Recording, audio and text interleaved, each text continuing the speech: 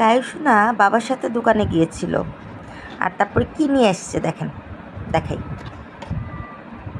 ট্যাংটারা, সে special কালোজাম নিয়ে আসছে। এই কালোজাম মিষ্টিটা আমার খুব পছন্দের এবং কায়ুসোনাও বেশ পছন্দ করে।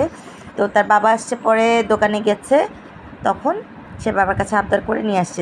কিন্তু যেহেতু মিষ্টি খাওয়া আসলে আমার তো নিষেধ, আর মানে কি বলে, একসাথে বেশি মিষ্টি এনে খাবোই বা কীভাবে, তো তাজা তাজা মিষ্টি খেতে হবে।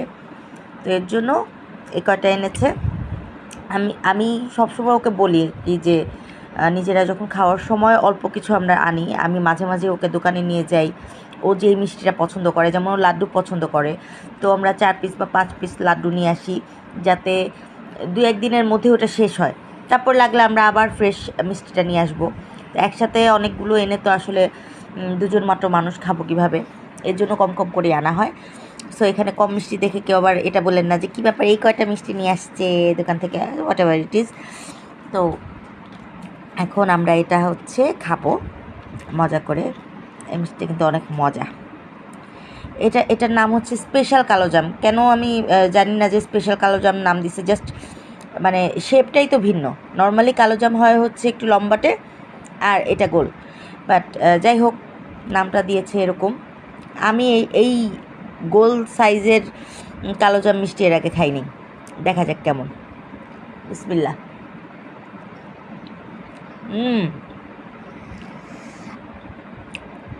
না, স্বাদে কোনো চেঞ্জ নেই।